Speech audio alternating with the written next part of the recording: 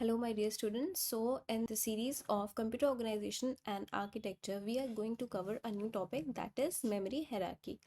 ठीक है, तो देखिए, जब सबसे पहले आपने functional units of a computer system पढ़ा था तो आपने क्या देखा था, आपके मेजर कंपोनेंट्स में आपके पास क्या क्या था, आपके पास आईओ डिवाइसेस थे, राइट, आपके पास सीपीयू है, और एक आपका एक मेजर कंपोनेंट क्या था कंप्यूटर सिस्टम में, आपकी मेमोरी, जो डिफरेंट टाइप्स की होती है। ठीक है, तो अब यहाँ पे मेमोरी हायरार्की का क्या मतलब है, देखो इन जनरल आप हायरार्की किसे कहते हो, किसी भी चीज के अरेंजमेंट को फ्रॉम टॉप टू बॉटम क्या कहते हैं, हायरार्की। ठीक है, जैसे फॉर एग्जांपल अगर हम एक फैमिली में देखें तो सबसे पहले क्या होता है, ग्रैंड पेरेंट्स होते हैं, राइट, फिर पेरेंट्स होते हैं, and then children and so on, right.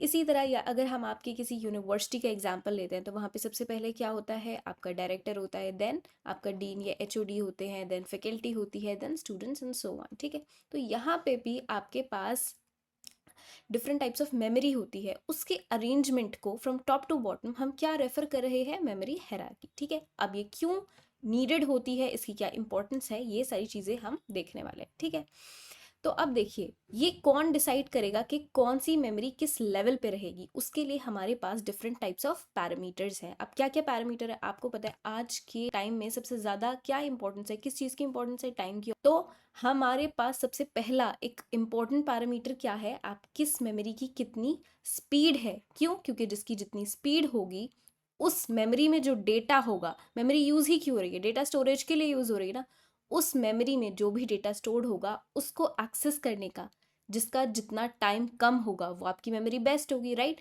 तो आपके क्या क्या इंपॉर्टेंट पैरामीटर्स हो गए, आपकी स्पीड मेमोरी की, उसके बाद आपका मेमोरी को एक्सेस करने का टाइम, राइट। उसके बाद एक इम्पॉर्टेंट, बहुत ही इंपॉर्टेंट फैक्टर क्या है, आपकी कैपेसिटी, किस मेमोरी के कितनी कैपेसिटी है, डेटा कितना स्टोर हो सकता है एक मेमोरी में, राइट। देन और आपके पास क्या है, एक इंपॉर्टेंट फैक्टर और है आपके पास, कॉस्ट। ठीक है, तो इसलिए इन सारे पैरामीटर्स पे, इस सारे क्राइटेरिया पे बेस्ड हमारे पास डिफरेंट टाइप्स ऑफ मेमोरी होती है आपके कंप्यूटर में। मेजर कंपोनेंट्स होते हैं एक कंप्यूटर सिस्टम में, एक सीपीयू होता है ना, आईओ डिवाइसेस होते हैं, और आपके पास मेमोरी होती है जो डिफरेंट कैटेगरीज में डिवाइडेड होती है, for example primary memory, secondary memory and so on. तो अब देखो, अगर यहाँ पे हम देखें इस सिनारियो में तीन टाइप्स की मेमोरी की बात कर रहे हैं। ठीक है, सबसे पहले मेन मेमोरी, देन हमारे पास है कैशे मेमोरी, और एक होती है आपकी सेकेंडरी मेमोरी या जिसको हम ऑक्सिलरी मेमोरी भी कहते हैं। तो जब आपके सीपीयू प्रोसेसिंग स्टार्ट करता है, राइट, तो सबसे पहले वो किस में चेक करेगा। अब यहाँ पे आपके मेंशन नहीं है बट आपको पता है सीपीयू में इनबिल्ट ही क्या होते हैं, आपके पास रजिस्टर्स होते हैं। तो सीपीयू सबसे पहले क्या चेक करेगा, जो उसको डेटा चाहिए प्रोसेसिंग के लिए, क्या वो रजिस्टर्स में, रजिस्टर्स भी क्या है, रजिस्टर्स भी डेटा स्टोर करते हैं, तो सबसे पहले सीपीयू तो चेक करेगा रजिस्टर्स में, राइट। अगर वहां नहीं मिलता है तो वो किसके पास जाएगा, कैशे मेमोरी के पास जाएगा, जो कि डायरेक्टली कनेक्टेड है किससे, सीपीयू से। ठीक है, उसके बाद तो वो चेक करेगा कैशे मेमोरी में, अगर उसको कैशे मेमोरी मिल जाता है वो वेल एंड गुड, वो उस डेटा को यूज करेगा। अदरवाइज अगर नहीं मिलता है, सेकेंड लेवल क्या है आपका, वो चेक करेगा आपकी मेन मेमोरी में, जिसको हम प्राइमरी मेमोरी भी कहते हैं, या कहीं कहीं इसको रेफर किया जाता है रैम से, रैंडम एक्सेस मेमोरी, राइट। ये भी किससे कनेक्टेड है, सीपीयू से डायरेक्टली कनेक्टेड है। ठीक है, उसके बाद यहां भी नहीं डेटा मिलता है, तब ये किस में चेक करेगा, आपकी सेकेंडरी मेमोरी में या फिर ऑक्सिलरी मेमोरी में। बट अब देखो यहाँ पे ध्यान देने वाली क्या चीज है, आपकी मेन मेमोरी और कैशे मेमोरी डायरेक्टली कनेक्टेड किससे है, सीपीयू से कनेक्टेड है डायरेक्टली। बट आपकी ऑक्सिलरी मेमोरी सीपीयू से डायरेक्टली कनेक्टेड नहीं होती है, वो किसके थ्रू कनेक्टेड है, आपके जो भी आईओ प्रोसेसर, दैट मीन्स आपके जो आईओ डिवाइसेस है। ठीक है, अब हम आपकी मेमोरी हायरार्की के जो लेवल्स हैं वो देखने से पहले आपको थोड़ा सा एक प्रैक्टिकली भी समझना चाहिए कि आपकी जो मेमोरी होती है वो आपके लैपटॉप्स में, आपके सिस्टम्स में एक्चुअली कहाँ पर लोकेटेड है। ठीक है, देखिए सबसे पहले आपके रजिस्टर्स कहाँ होते हैं, ये तो आपको पता है, सीपीयू में ही इनबिल्ट आपके रजिस्टर्स होते हैं, राइट। जो कैशे मेमोरी है वो कहाँ लोकेटेड होती है, मदरबोर्ड पे। ठीक है, और अब जो इनफैक्ट मॉडर्न सिस्टम्स है वहां तो कैशे सीपीयू पे भी लोकेटेड होती है। उसके बाद आपकी क्या है, मेन मेमोरी, वो भी आपकी कहाँ होती है, वो आपकी मदरबोर्ड पे होती है, राइट। अब आपकी जो सेकेंडरी मेमोरी है ये आपके कंप्यूटर केस में ही लोकेटेड होती है, जो कि मदरबोर्ड से किसी केबल के थ्रू कनेक्टेड होती है। अब आपकी ये मेन मेमोरी भी डिफरेंट टाइप्स की होती है जैसे रैम और रोम, और आपकी सेकेंडरी मेमोरी भी डिफरेंट टाइप्स की होती है जैसे आपके मैग्नेटिक टेप्स हो गए, मैग्नेटिक डिस्क हो गई, ये तो टाइप्स हो गए। इनफैक्ट ये आपकी इंटरनल भी हो सकती है सेकेंडरी मेमोरी और एक्सटर्नल भी हो सकती है। One of the most important point क्या है, ये आपका एक परमानेंट स्टोरेज होता है। ठीक है, ये आपके लेवल्स हैं किसके, मेमोरी के। ठीक है, फर्स्ट लेवल किसका है, रजिस्टर का। अब ये लेवल्स कैसे डिसाइडेड है, यहाँ पे सबसे आपका जो टॉप पे है इसकी स्पीड सबसे ज़्यादा है।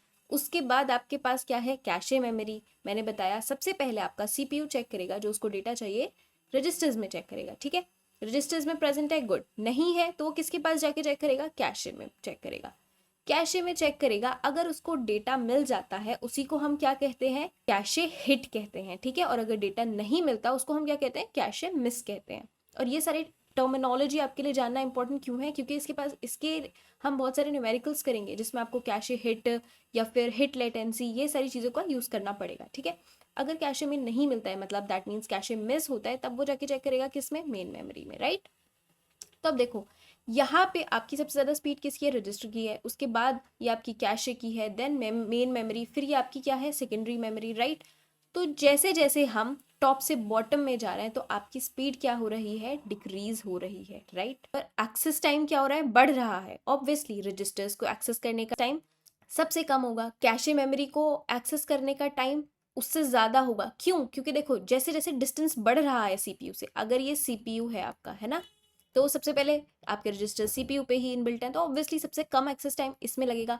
फिर उसके बाद क्या है, कैशे मेमोरी है, तो देखो इसका एक्सेस टाइम बढ़ जाएगा, है ना। उसके बाद मेन मेमोरी है, तो जैसे जैसे डिस्टेंस बढ़ रहा है वैसे वैसे आपका एक्सेस टाइम भी तो बढ़ेगा ना। तो आपका यहाँ पे एक्सेस टाइम इंक्रीज हो रहा है जैसे जैसे हम नीचे जा रहे हैं।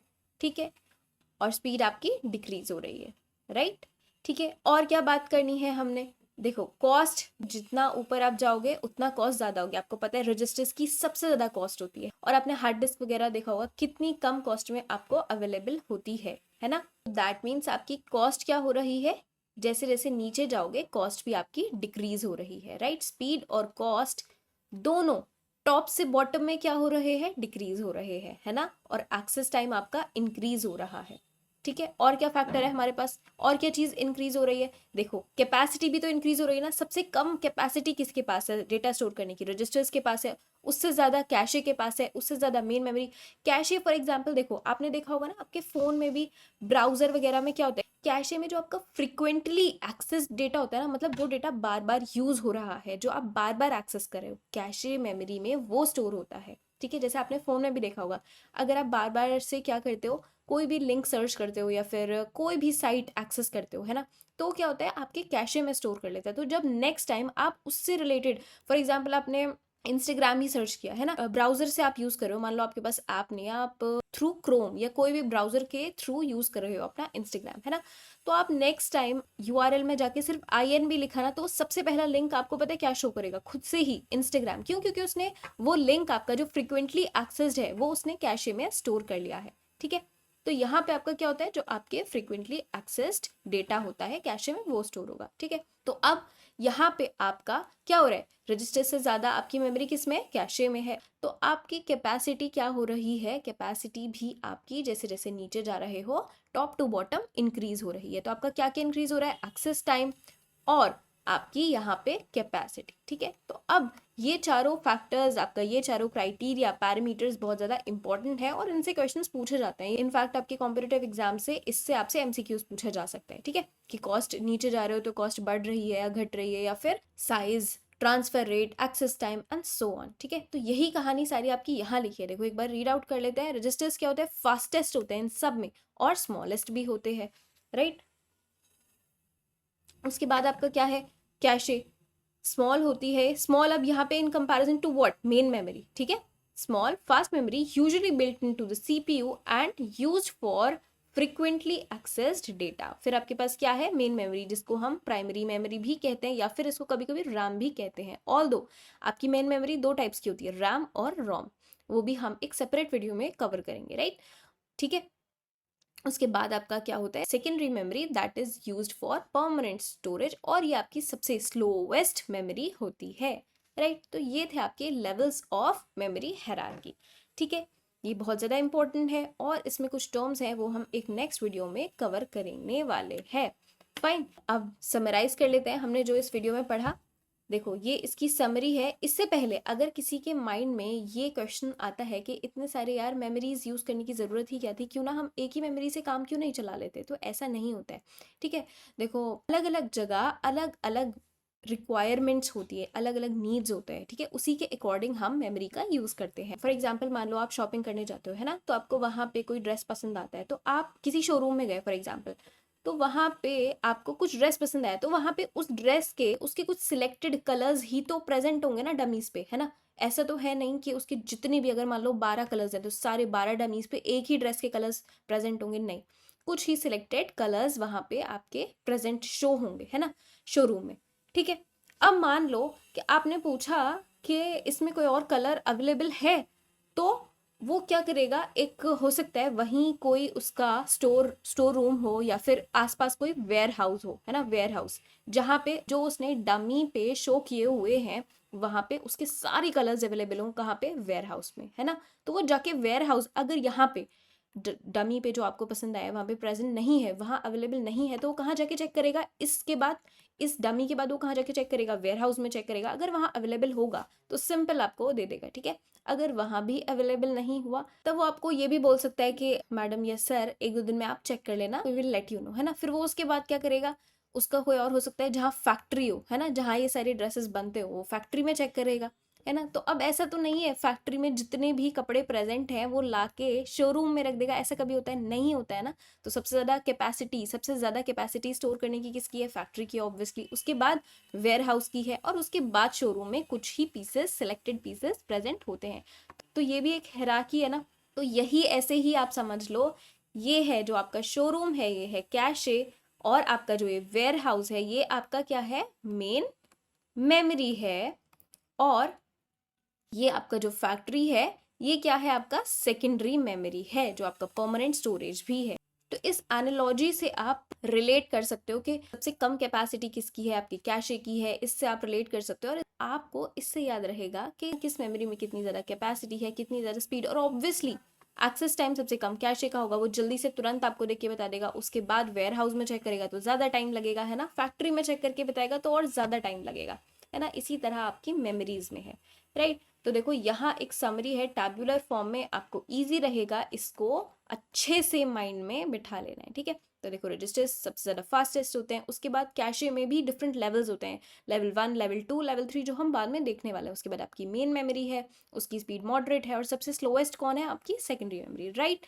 उसके बाद आपको कॉस्ट पता है सबसे ज़्यादा रजिस्टर्स की, then cache, then main memory, and then आपका सेकेंडरी मेमोरी, फिर कैपेसिटी स्मॉलेस्ट आपके रजिस्टर्स हैं, एंड सो ऑन। और यहाँ पे मैंने लोकेशन भी मेंशन कर दी सो दैट आप इसको प्रैक्टिकली इमेजिन कर पाओ कि आप जो यूज़ कर रहे हो कंप्यूटर्स, लैपटॉप्स, व्हाटएवर, उसमें कहाँ पे आपकी ये मेमोरीज लोकेटेड होती है, राइट। अब नेक्स्ट वीडियो में इसी को हम आगे फर्दर डिस्कशन करने वाले हैं। ठीक है, थैंक यू सो मच।